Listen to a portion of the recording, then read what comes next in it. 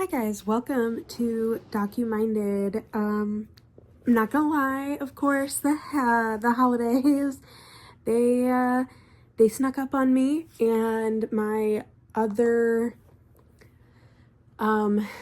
shows that I put out on the platform were prepped and ready to go, and this one was not, and so I completely missed getting to talk about episode 3 of the Trial of Karen Read documentary. So what's really exciting for you guys is you guys get a 2-for-1 on this one. We're going to talk about episode 3, How Long to Die in Cold, and episode 4, A Town Divided. And wow, there's just so much to cover here, from the scratches and bite marks found on his arm, to the Google search made by Jennifer McCabe, to the social aspect of this case, which I don't feel like we have seen a community rally together like this, no matter which side they're on. Doesn't really matter for what I'm about to say, but like, I don't think there's been something that's captivated the community or like the world really in this type of way in a really long time. And I think that makes it a very interesting case to follow. So let's start from the beginning. Episode 3 talks a lot about evidence and evidence collection. And when I first watched this, because this is a rewatch for me, when I first watched this was the episode that the other two, like, I was in, but I was not annoyed until episode 3. And I think I've talked about it a little bit before in the other episodes about the shoddy work of evidence collection and basically, admittance to evidence tampering that happened within this case, using snow blowers to look through, or using snow blowers to look through the snow and find like blood and things near where the body was, like using grocery store paper bags to and red Solo cups to supposedly preserve evidence, and all of this stuff that just is absolutely insane. As somebody who has been into true crime for a really long time, and not just been into true crime, but also I've studied some forensic science, and you just know, I think even for someone that hasn't studied forensic science or just like forensics in general, I think just common sense will tell you that the way that they're doing things is not the correct way. You get the instances of police officers, like I said, using snow blowers to look through the snow for evidence and look through the snow for blood and all this stuff. And that's how they supposedly found, pieces of Karen Read's taillight in the spot that his body was. I feel like that's one of the things, and we'll talk more about this in the next episode, but I feel like that's a big area where a lot of things that have been said have been kind of changed, whether or not it was found under his body or found in the spot where his body would have been. Just small but significant changes like that have been made between the first and second trial. And some other things that don't make other people look great, starting with the title of this episode itself, How Long to Die in Cold, going back to Jennifer McCabe's Google search on where she searched at like 2:30 in the morning after the night that he died, How Long to Die in Cold. And was trying to pass it off as, oh, I just used a tab from an earlier search and that's why it's showing up for that time. But I actually didn't search it until like 6:30 or something in the morning when I was with Karen Reed and she asked me to look it up. It's difficult knowing how technology works to believe that. And the prosecution brings in 2 people to discuss how Jennifer McCabe's story can make sense. And that's also a struggle for me, because you look at the histories of the 3 people, 3 different computer science and forensic technology experts were brought in to discuss this part of the case.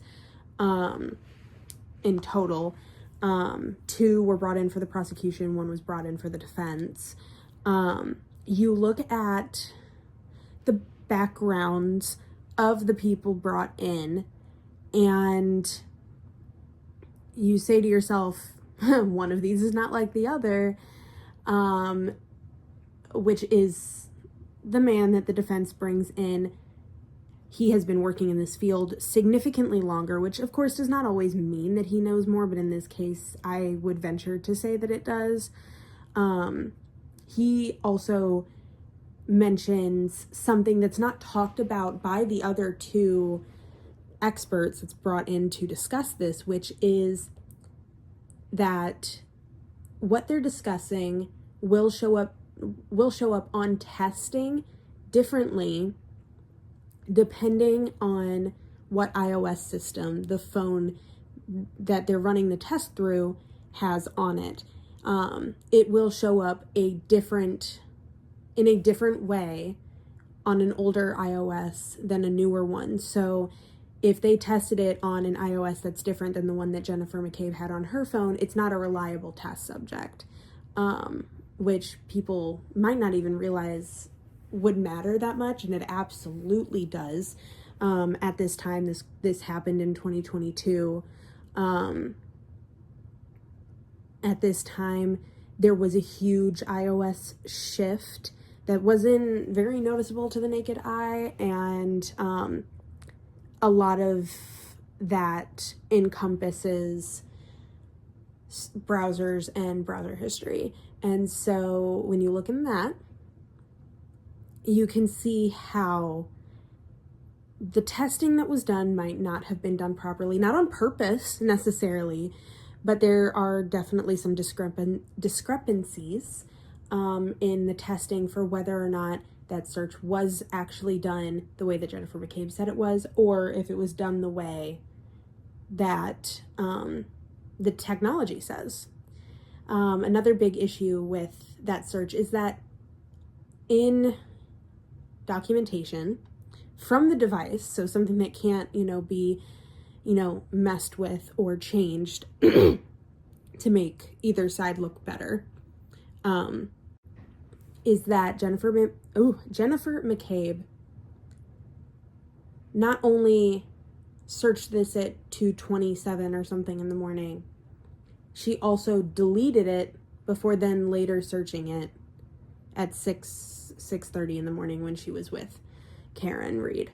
And that's a big deal. Because if she wants us to believe that the reason it's showing the timestamp it shows on that first search is because she was using a browser from a previous search, then it wouldn't show that browser had been deleted. And that's a big deal. And she doesn't really explain herself super well there. She just says, John O'Keefe, I was a friend that I loved dearly. Why would I have left him out in the cold? Which is a good question. But honestly, I feel like it's a question that almost could have been turned directly back at her. you know, and should have been answered, because I think if a lot of people were willing to be honest in this situation, and of course, like, I'm waiting until the last episode about this case to share my full thoughts, and my opinion on it, and what really happened. But I think if a lot of people were willing to be honest in this case, we wouldn't have the spectacle that we have. But it also goes down to a second part of it, that I want to talk about, which is the social aspect of it. They talk a lot about how people were, you know, finding witnesses out in public and harassing them, and all of this, and calling the college of one of the witnesses' daughters.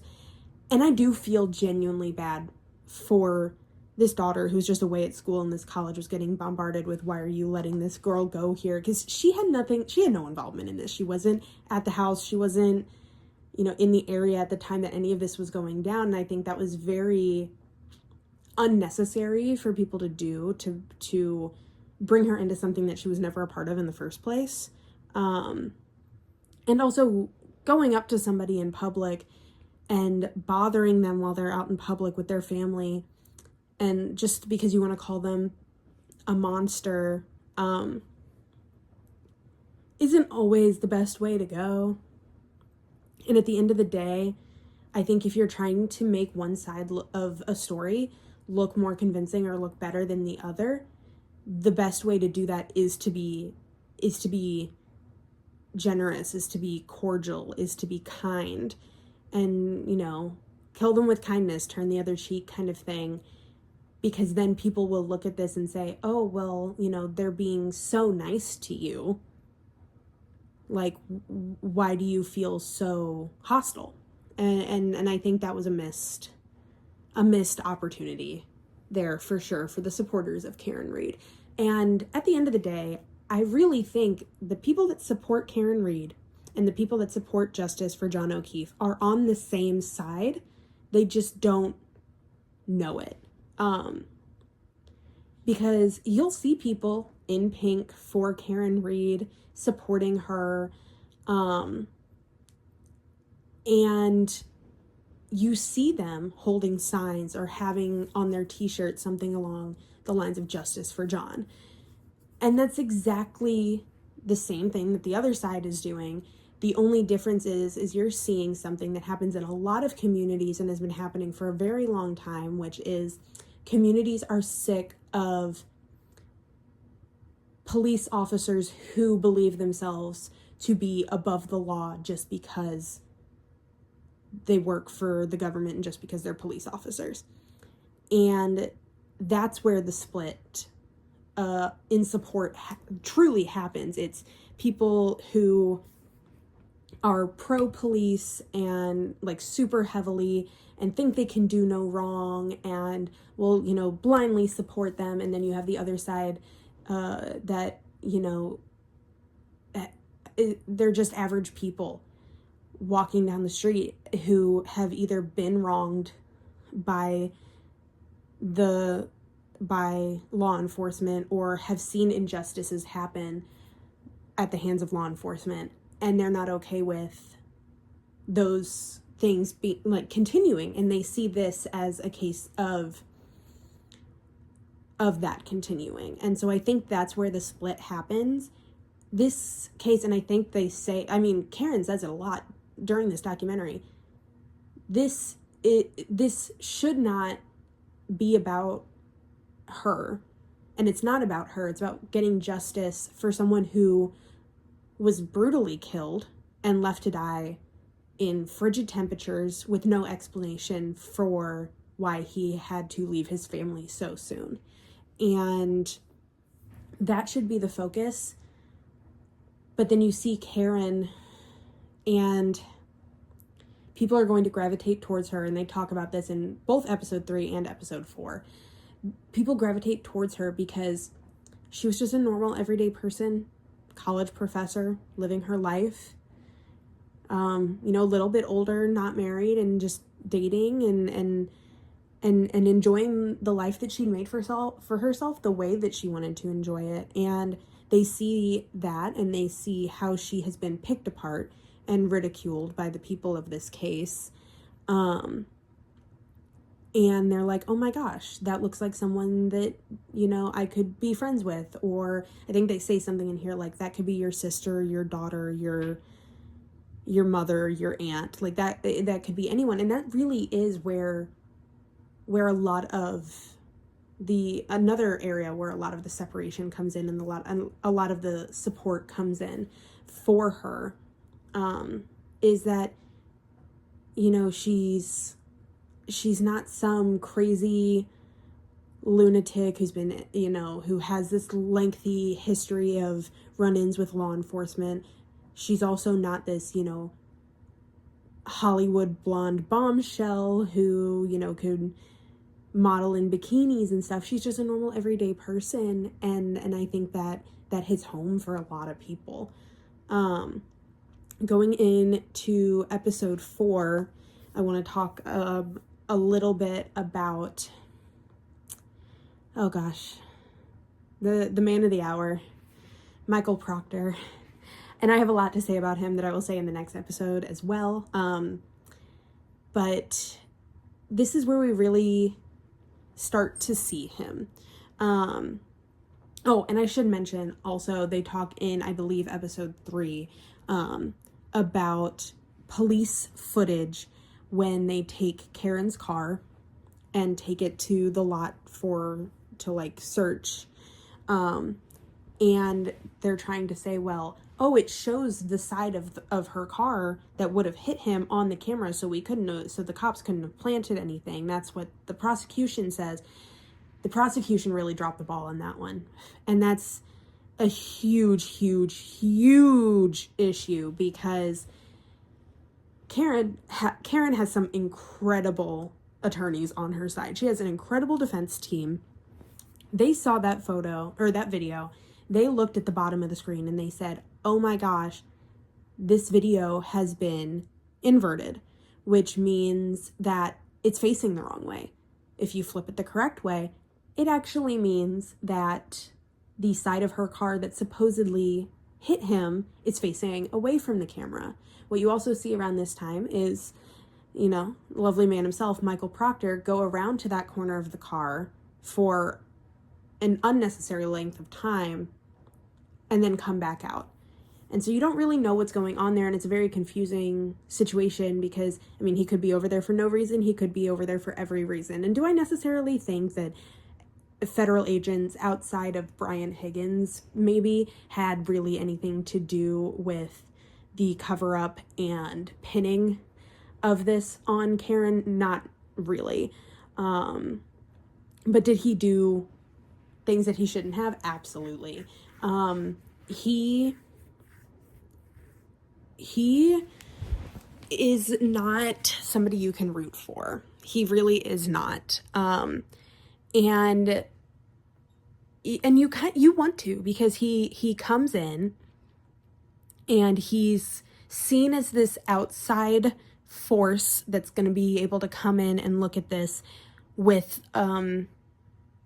without any bias. The issue is that he has bias because he knows some of these people that are involved in this situation. And that means that whether he'd like to admit it or not, he's going to sway a certain way. And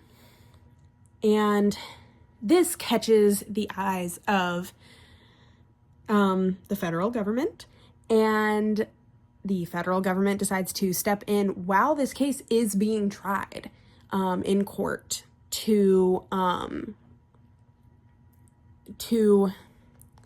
see not if Karen Reed killed John O'Keefe, because that's not really what the federal government cares about. The federal government cares about this claim of police corruption and federal corruption, considering Brian Higgins was an ATF agent, or he might still be an ATF agent. I'm not entirely sure on that, and I'll look into that before the next episode. But they don't like when they hear whisperings of something like that going on. And so while this case is being tried, they start looking into this case specifically for signs of misconduct. And I think that has a lot to do with the original verdict of this case, which of course we'll talk about when I talk about episode 5 later this month. But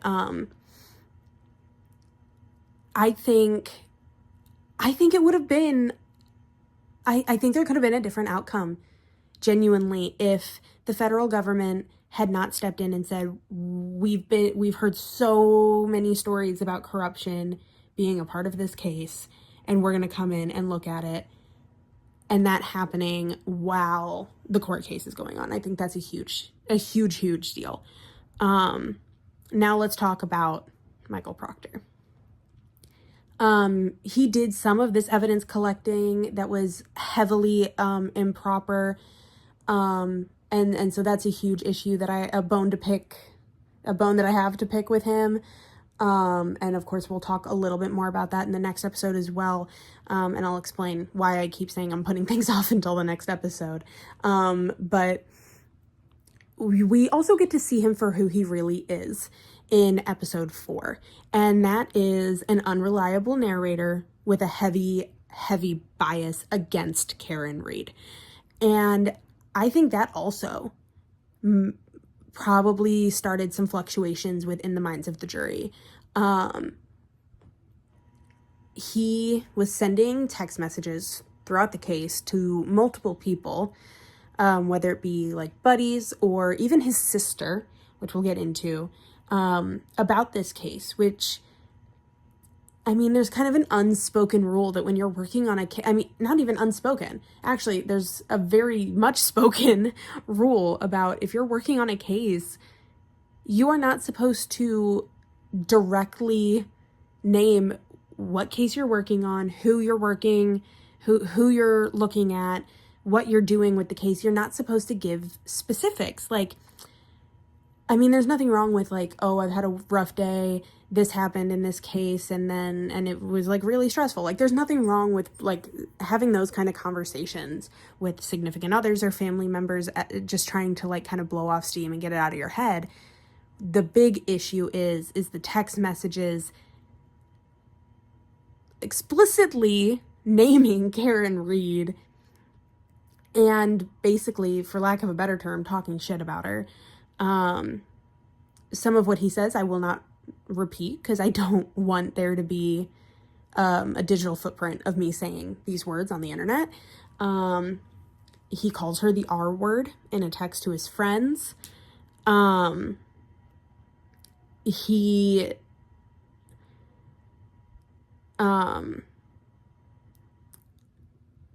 also said to his friends something along the lines of like calling her like an annoying cunt. He also texted with his sister and said that basically it would just be better for everybody involved in the case if she just up and killed herself. And that's a big one because I would say it definitely holds less significance if he wasn't actually a player in this case. If he was just like the everyday person being like just flippantly saying that like at a bar, like, yeah, he might get some looks and people being a little upset that he said something like that because it isn't cool in any aspect, but at least then it wouldn't be so damaging to his credibility. I mean, he works for the fucking government and he's saying this shit. And I try to keep my bias out of this as I'm talking about it, but it's really difficult to do that when I have been around incredible police officers that do an incredible job. I mean, just amazing detectives who put their all into every single case and treat victims like family and take care of people so well. And then you see this guy who was given awards the same year that this was going on for being such an incredible agent, after calling a woman whose boyfriend had just died the R word.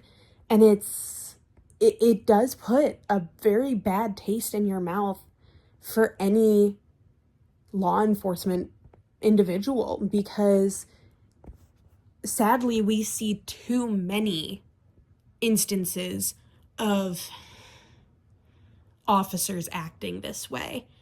And so when you see so many cases of officers acting in a certain not great way, it spoils the pot. It really does. It's going to make it to where you're going to be hesitant to trust any other law enforcement official that has anything to say, because after a while, you worry that they're all alike. If what you see 95% of the time is all of this negativity and hatred and corruption, the 5% of good is sadly overshadowed. And I hope that he takes that into account in his tiny little life that he has now. That he, sadly for him, had to be one of those people that spoiled the pot and ruined it for the rest of us. And sometimes there are things that you just shouldn't say, and definitely, sure as hell, should not text. And I think that's the moral of this episode, guys. Episode 5 is technically getting its own episode, unlike me talking about episode 3 and 4 together in this one. But after her most recent retrial, which we'll talk about why that happened and all that in the next episode and stuff, but because of her most recent retrial that happened this year, there was, it's either 2020 or Nightline, I kind of get them scrambled, did a special on the case itself. And that's another reason why I'm putting off a lot of what I want to say about Michael Proctor into that episode. They interview him in that episode. And I mean, frankly, I've already seen it, and I'm intrigued to watch it again and see if my opinion changes. But from what I remember, it was a very embarrassing interview for him. And yet, no, he kind of, you know what? It'll keep you coming back for more. We'll save it for the next episode. So thank you guys so much for sitting through this and hanging out with me today and listening to what I have to say. And sorry about missing an episode back in December. And I promise that will not happen. That will not happen again. I plan on staying very much on top of this year. Happy 2026. Oh my gosh, I cannot believe I didn't say that. Yeah, we're finally in 2026. First episode of 2026. Yay. We'll be finishing out the Karen Reed case in the next episode, and then I'll be sharing with you guys what case we'll be talking about next. And I'm very, very excited for the rest of season 1 of DocuMinded, and then season 2. Ooh, I'm already giving things away that I probably shouldn't be, but whatever. You know what? It's my channel and my series, so I can do that. But yeah, we will finish our discussion on the Karen Reed case next time, and I will see you in 2 weeks for another episode of DocuMinded. Love you all and stay safe out there.